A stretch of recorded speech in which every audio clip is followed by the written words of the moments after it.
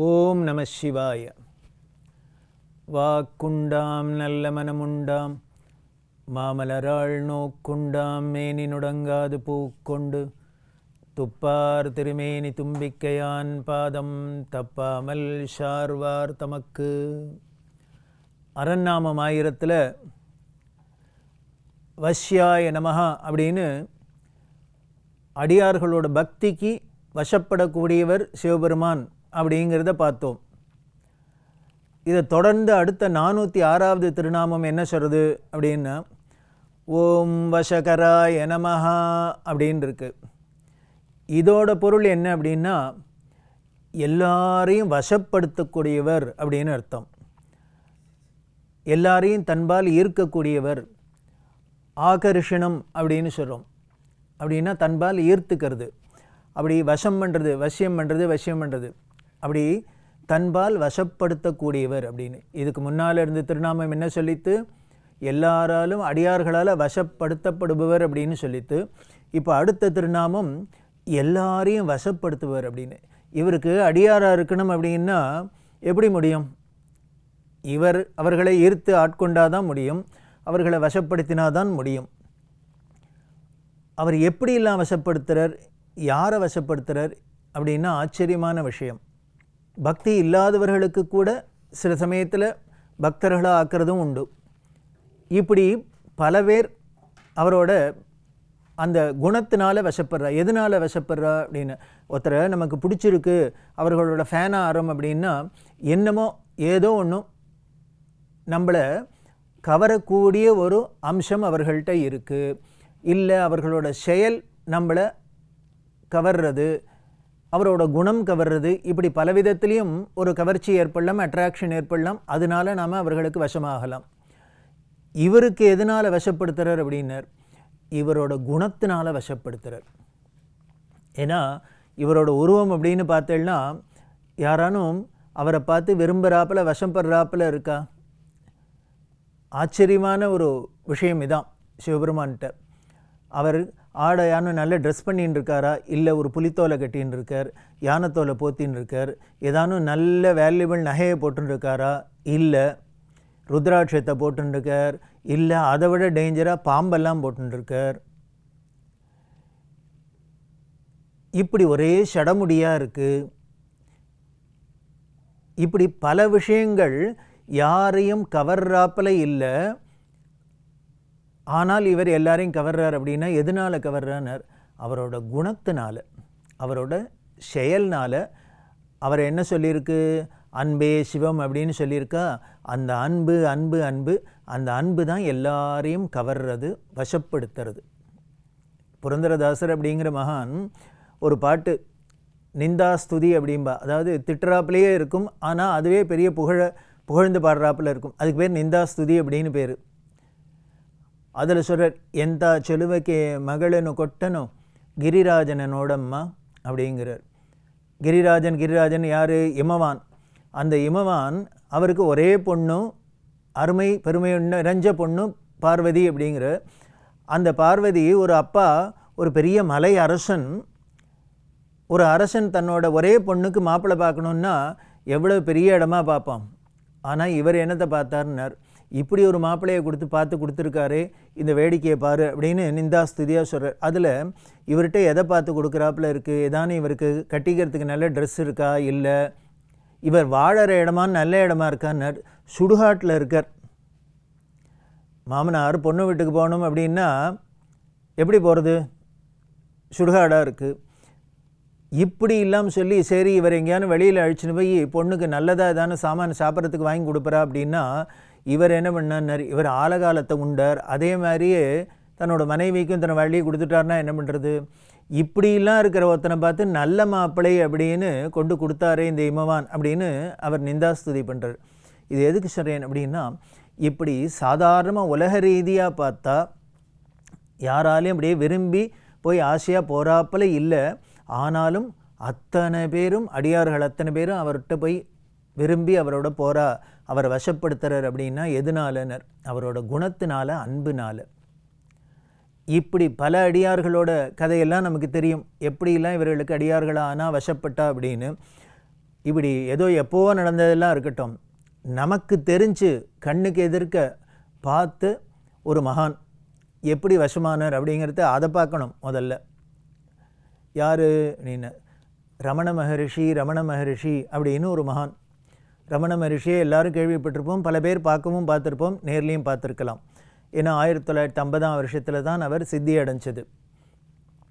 அவரோட வாழ்க்கை வரலாறு எடுத்து பார்த்தா எப்படி வசமானார்? ரமண மகரிஷினாலே திருவண்ணாமலை அப்படிங்கிறது எல்லாருக்கும் தெரியும்.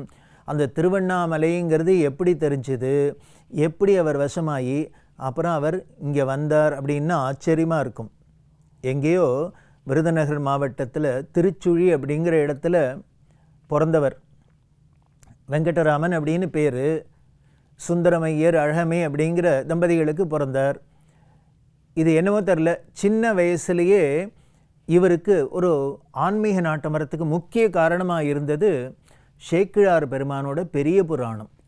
அந்த பெரிய புராணத்தை படித்து இவருக்கு உள்ளுக்குள்ளே பக்திங்கிறது ஊற ஆரம்பிச்சுது.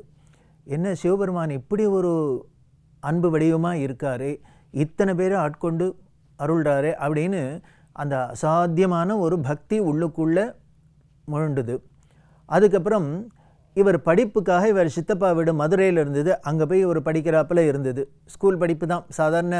இன்னும் சொல்லப்போனால் அந்த காலத்து கான்வென்ட்டு, ஆங்கிலேயர் கான்வென்ட்டு, அமெரிக்கன் மிஷன் கான்வென்ட்டில் தான் படித்தார் இவரும். காஞ்சி மகாபெரியவரும் அப்படி தான் படித்தார், இவரும் அப்படி தான் படித்தார். வேடிக்கையாக இருக்குது, நம்ம கண்ணெதிர்க்க 20ஆம் நூற்றாண்டில் வாழ்ந்த மகான்கள்லாம் எப்படி இருந்திருக்கான்னு, நம்மள மாதிரியே நாகரிக உலகத்தில் இருந்து ஆனால் அதுலேருந்து தனியாக இந்த மாயை மோகத்தில் மாட்டாத எப்படி ஆன்மீகத்தில் ஒளிர்னா அப்படின்னு தெரியுது. அப்படி படிச்சுட்டு இருக்கிறதே அவரோட 16ஆவது வயசில் அவருக்கு ஒரு அனுபவம் ஏற்பட்டது. அந்த அனுபவம் தான் நமக்கு ரமண மகரிஷிங்கிற ஒரு பெரிய மகான ஒரு குருவை உலகத்துக்கு கொடுத்தது. எத்தனை பேருக்கு வழிகாட்டியாக இன்று வரைக்கும் இருக்கார். அதுவும் மேல்நாட்டிலேருந்து ஆரம்பித்து உலகம் முழுக்களும் எத்தனை பேருக்கு இவர் ஆன்மீக குருவாக இருக்கார் அப்படின்னா அது அத்தனையும் கிடைக்கிறதுக்கு காரணம் அந்த 16ஆவது வயசில் அவர் வாழ்க்கையில் நடந்த ஒரு ஆச்சரியமான ஒரு நிகழ்ச்சி. அது என்ன அப்படின்னா மரணானுபவம் அப்படின்னு. ஏதாவது நிகழ்ச்சி நடந்ததுன்னா பெருசாக வேறு ஏதோ நடந்ததா அப்படின்னா இல்லை, மரண அனுபவம் ஏற்பட்டது. இவர் ஒரு நாளைக்கு படுத்துன்னு இருக்கார், வீட்டு மாடியிலே எங்கேயோ படுத்துன்னு இருக்கார், தனி அறையில் படுத்துன்னு இருக்கிறதே. இவர் பொதுவாகவே அந்த சின்ன வயசுலேருந்தே, அதாவது ஜென்மாந்திர வாசனை அப்படிம்போம், ஜென்மாந்திரங்களில் நமக்கு இந்த ஆன்மாவில் என்ன நாம் பிறவி எடுத்து எந்த குணங்கள்லாம் நமக்கு அதில் பழகி இருக்குமோ அது அந்த வாசனை வந்துட்டே இருக்கும். அந்த வாசனைப்படி இவருக்கு அந்த ஆன்மீக நாட்டமும் இருக்குது. அப்பப்போ தனியாக போய் இருக்கிறதுல ஏகாந்தம். அந்த முனிவர்கள்லாம் மகான்கள்லாம் எதை விரும்புவா அப்படின்னா கூட்டத்தையே விரும்ப மாட்டா, அவர்களுக்கு ஏகாந்தந்தான் வேணும். வள்ளலார் சொல்கிறாரு, தனித்திரு, விழித்திரு, பசித்திரு அப்படின்னு. இதெல்லாம் என்ன? இதுதான் ஞானிகளோட குணம். அப்படி இவர் இருக்கிறதே இவருக்கு திடீர்னு இவர் உடம்பு கிடக்கு, உடம்புலேருந்து உயிர் பிரியறாப்பில். உயிர் பிரியறது, அந்த உயிர் பிரிஞ்சு அப்படியே மேலே போகிறது. அதுக்கப்புறம் மேலேருந்தே இவர் அந்த ஜீவன் என்ன பண்ணுறது, இந்த கீழே இருக்கிற உடம்பை பார்க்கறது. இந்த உடம்பை உடனே மற்றவர்கள்லாம் உறவினர்கள்லாம் வந்து ஒரே சுற்றி வர வந்து அழுது சிரித்து எல்லாம் அமக்கலப்படுத்தி இதை மயானத்துக்கு எடுத்துன்னு போகிறா, அங்கே எரியூட்டுறா. இத்தனையும் இவருக்கு ஒரு அனுபவமாக தெரியறது, ஒரு சீன் பார்க்குறாப்புல தெரியறது. இது நமக்கு வேணால் அடுத்தவர்களுக்கு இது மாதிரி நடந்தால் வேணால் நம்ம பார்க்கலாம் தெரியும். நமக்கே இப்படி நடந்தா எப்படி இருக்கும் பார்க்குற. அப்போ இவருக்கு அந்த பார்த்துட்டுருக்கு இல்லையா அந்த ஆன்மா, அது ஒரு உணர்வை கொடுக்கறது. சரி, இப்போ போனது யார்? வெங்கட்ராமனா? வெங்கட்ராமனுங்கிறது எது? அந்த உடம்புக்கு தானே பேராக இருந்தது. இதுக்கு முன்னால் பல உடம்பில் இருக்கிறது என்னென்ன பேர்லாம் இருந்ததோ தெரியாது. அப்போ வெங்கட்ராமன் தான் மரணம் அடைஞ்சிருக்கான். அப்போ வெங்கட்ராமன்கிற உடல் தான் மரணம் அடைஞ்சதே தவிர அது உள்ளுக்குள்ளே இருந்த உயிராக இருந்த இந்த ஆன்மா அடையலை, மரணத்தை அடையலை. அதுவும் மறைச்சு போயிருந்தேன்னாக்க இதெல்லாம் பார்க்க முடியாதே, கண்ணுக்கு தெரியாதே, உணர முடியாதே. இப்படி பார்த்தார். பார்த்துட்டு அப்புறம் கொஞ்ச நேரத்தில் விழிச்சு எழுந்துனாச்சு. இதுதான் ஒரு ரமண மகர்ஷின்னு ஒரு மகானை உலகத்துக்கு கொடுக்கறதுக்கு இறைவன் பண்ணின விளையாடல், திருவிளையாடல். அதுக்கப்புறம் என்ன பண்ணார், அங்கேருந்து வீட்டில் சொல்லாத, அதுக்கு முன்னால் என்ன பண்ண, இந்த நிகழ்ச்சி நடந்ததுக்கப்புறம் யாரோ உறவுகாரர் வீட்டுக்கு வந்திருக்கிறதே திருவண்ணாமலை அப்படின்னு சொன்னார்.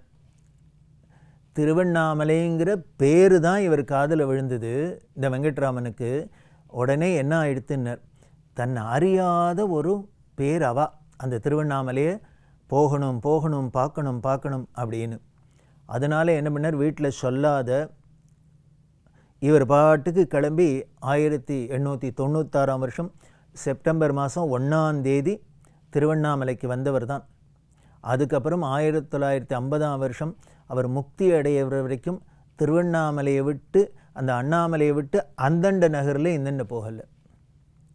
அதனால தான் எப்படி தன்னை ஆட்கொண்டார், ஈர்த்தார் அந்த அருணாச்சலம் அப்படிங்கிறத அருணாச்சல அக்ஷரமணமாலே அப்படின்னு அவர் வாயாலேயே சொல்லியிருக்கார்.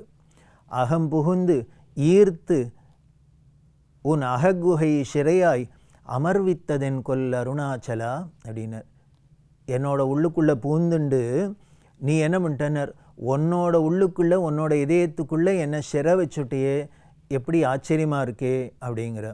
அதில் சொல்கிற, இப்படி அருணாச்சலம்னு நான் உன்னை அடையிறதுக்கு என்ன பண்ணினேன்னர், பெயர் நினைத்திடவே பிடித்திழுத்தனை உன் பெருமை ஆர் அறிவார் அருணாச்சலா. அருணாச்சலம்ங்கிற உன் திருநாமத்தை தானே காதில் வாங்கினேன், அது கேட்ட மாத்திரத்திலே என்னை எப்படி இழுத்துட்டியே, எப்படி இழுத்தனர், காந்தம் இரும்பு போல் கவர்ந்தனை விடாமல் கலந்தனோடு இருப்பாய் அருணாச்சலா அப்படிங்கிற. காந்தம் இரும்பை ஈர்க்கிறாப்பில் இழுத்துட்டியே அப்படிங்கிற.